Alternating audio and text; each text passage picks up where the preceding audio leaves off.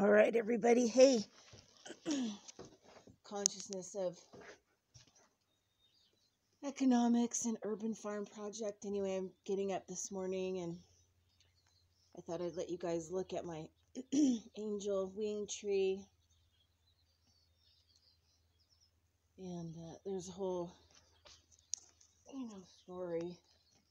But also you can see my little raven friend. And he's being he started showing up about 3 days ago. And whenever they start doing this kind of stuff, I know it's shaman time. It's time to balance things out and do some spiritual work, because they basically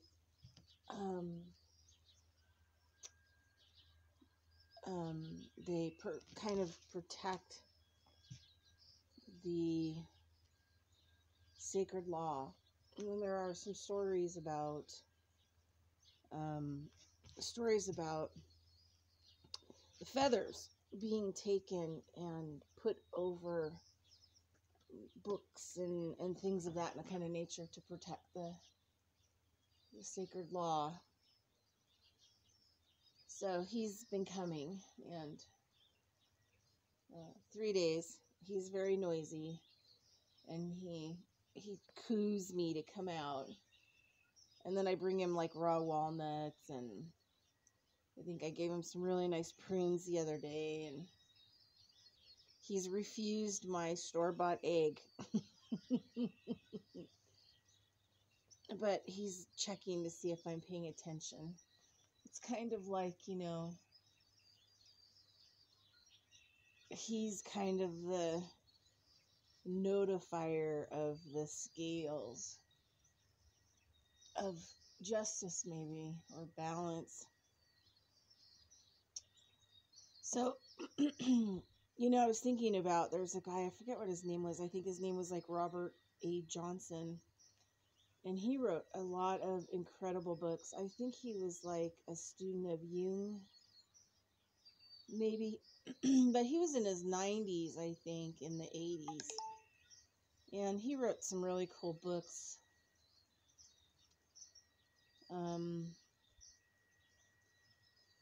Kind of on mythology and our psyche that were fantastic. And he simply just made the book titles, we, she, he, and they were a fantastic journey of books. I think there's only a few people that I've actually read through all of their work, every single book. One of those people too is Paulo Coelho, who some people know him, that wrote The Alchemist, but he has tons of amazing books. I'm in the process of trying to read through Steiner, but it might take 7 lifetimes for that one. And I was thinking a lot today about kind of something that happened that I've had like a really tough time putting down, letting go of.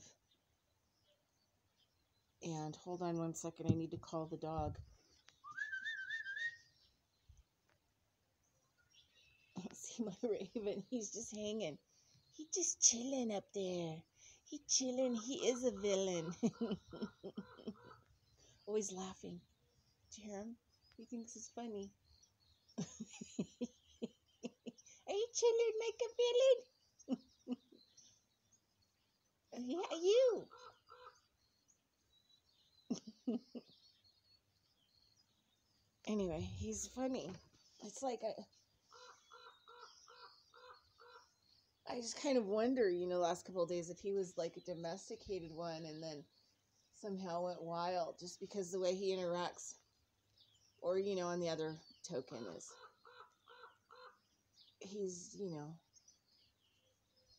he's really not a raven. He just looks like one. But he's doing his work, communicating. More like spirit bird. Anyway, so I was thinking a lot today about something that happened And, over the last couple of years, I think it's what, like I have been struggling with. And I told a story on, several videos ago. And it was an experience that I had. First, I think I should go into what I remembered today, what I found out today. And I was listening to a lecture by Neville Goddard.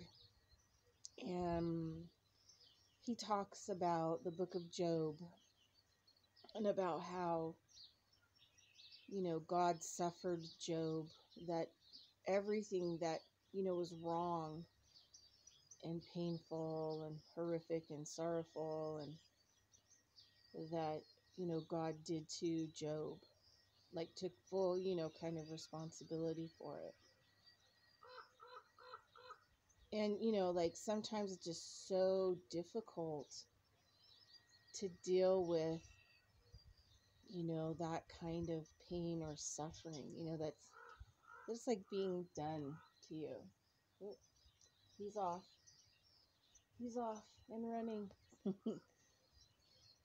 And I've had particular, like a super tough time dealing with an event that happened. And I've had like 6 major head injuries in my life and brain cancer, which I kind of put in the,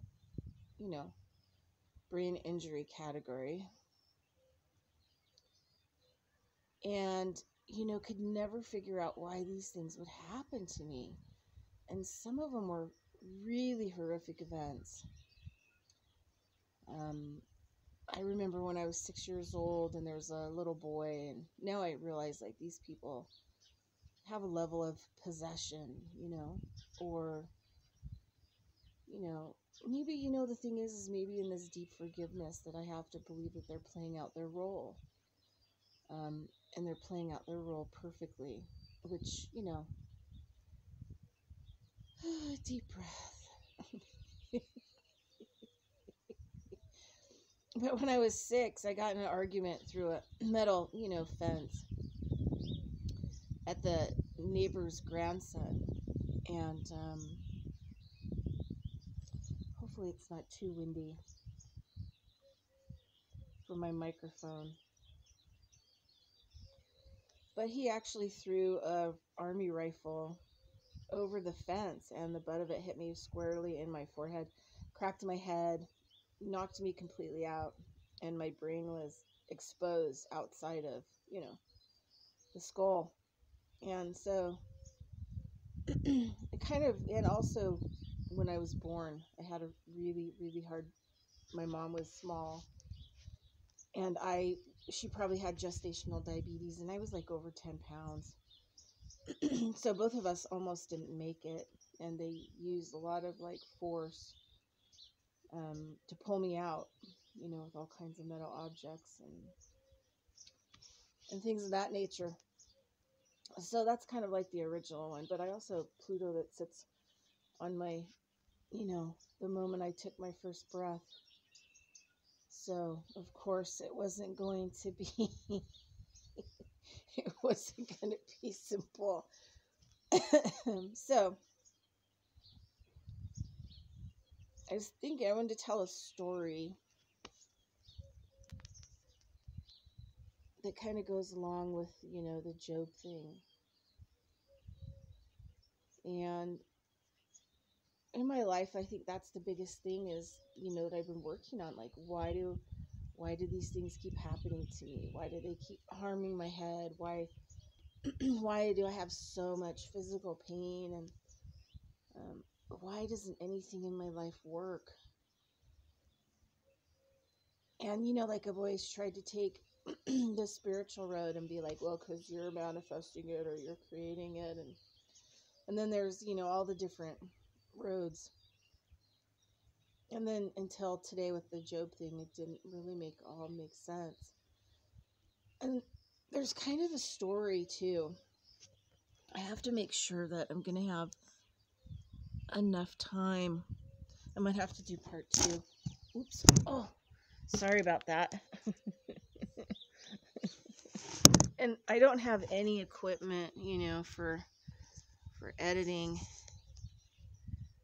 So it is what it is. All right, let's go back to the tree. So,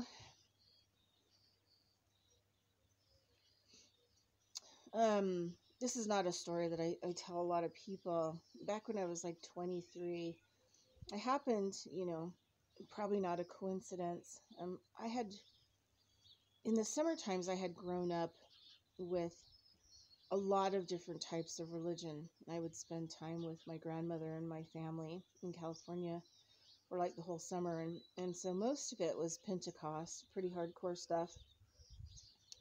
And then my great grandmother, who was kind of a shaman medicine woman.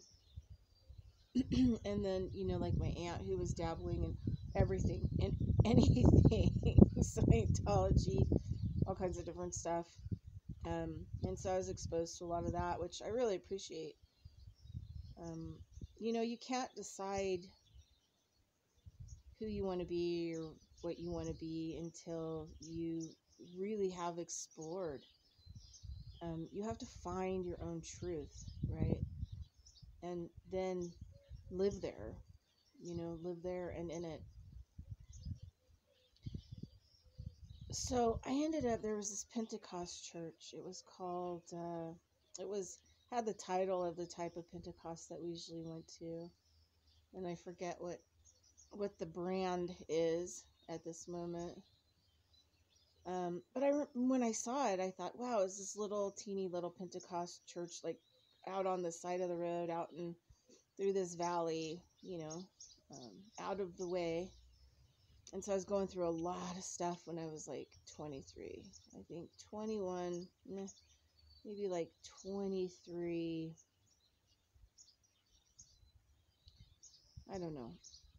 Maybe still to this day, but 23 was a pretty horrible age. So I ended up going. One day I just had, so much suffering. I just went over to the little Pentecost church, and this teeny little church. And I was there in the service, and so the minister's wife was a very powerful woman, and so we had the sermon, Bible study. I was there like 3 hours. It was the long haul. But there was a moment where I just blacked out. I don't even know how long I was out. And I woke up and I was standing at the front of the church, and there were all these women, maybe the older women of the church, the elders. I don't know, quite a few, maybe 6, standing around me, looking at me towards the circle. And the minister's wife was standing in front of me and talking to me. It wasn't her talking to me. And this voice said, you don't think that I don't cry, every tear that you cry. You don't think that I see every step, feel every step that you have to take. And I was just astonished because, I knew it wasn't the woman. I knew that it was like, oh no, here we go kind of scenario. And I just kind of snapped back in, looked at my surroundings, and was like, yeah, I'm not good at exposing dirty laundry, in public at any kind of capacity. I've gotten better over the years, and I think radio has helped me a lot. So I, make a run for it, just checking to make sure we're still going here. I make a run for it. I grab my bags and stuff off the pew.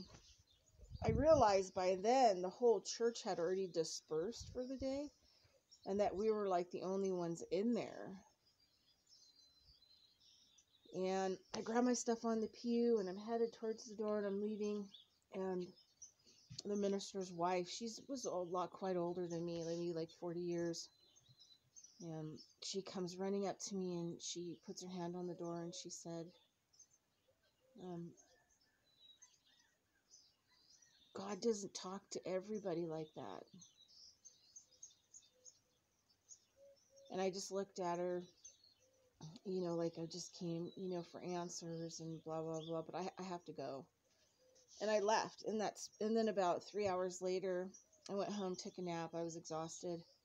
And my grandmother called, and she really called, especially when her and my grandfather were on the road. And she said, "So what happened today?" Because, all the women in my family were horrifically psychic. And I just said, well, I went over to the little Pentecost church here. And she said, "Yeah, I know." And she said, "I've been praying, that God talked to you directly and help you." So there's that. There's another situation that I've talked about my star family. In August 2014, I went on a trip to do 10 days of ceremony with a powerful native man to heal some damage on the earth in a place. Learned a lot from this man and in my life. And on the way, my star family plucked me up, and I don't know who was driving the van, but I was occupied. And I talk about that story in my Star Child series here on YouTube, and you can go back and look at that. But my star family basically told me about all the things that they had to do to me to slow me down. All the head injuries, the brain cancer. And because if they gave me an inch, I took a mile, and I could drag anything anywhere.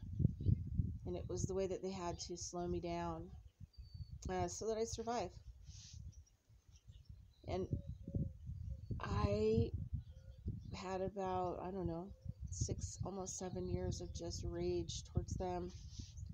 And I've been really healing that. And so going back to that whole Job thing, that suffering, I guess, sometimes needs to be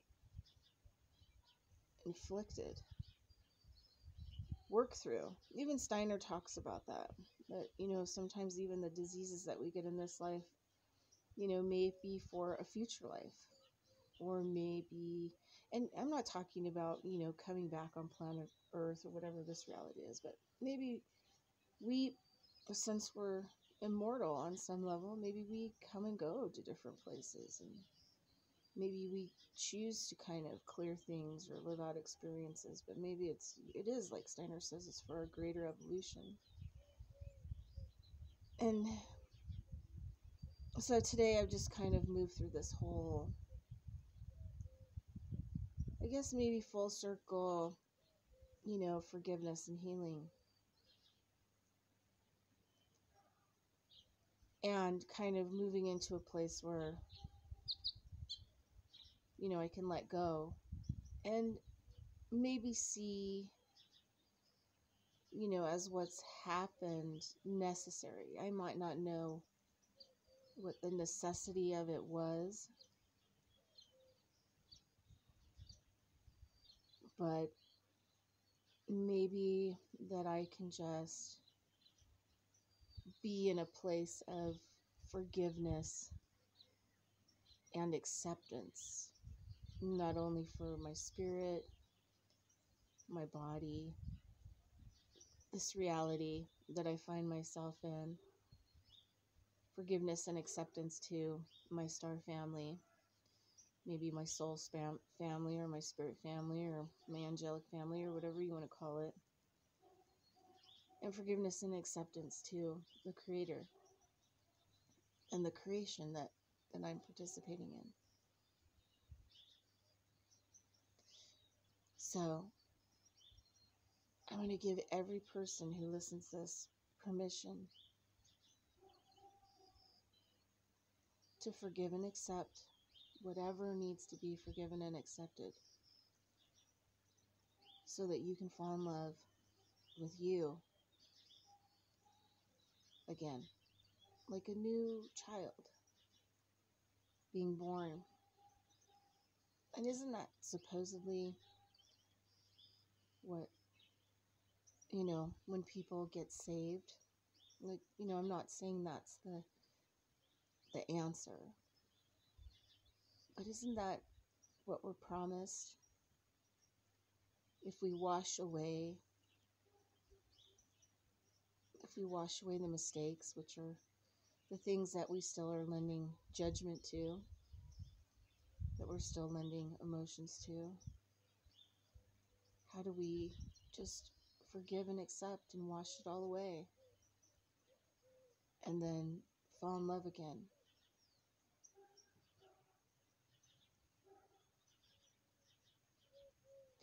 And find some innocence. No matter how tough your experience is. I think now, more than ever, this is a really important time to just drop whatever, wash it away before, it kills you and it harms you.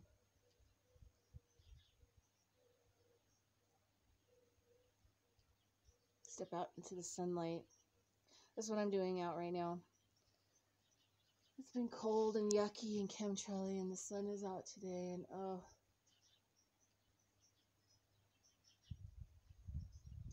sunlight just feels so good. Feels like the love from the sky. All right, everybody, that's what I've got for you. And more later. But I think I'm finally towards the end of a lot of this,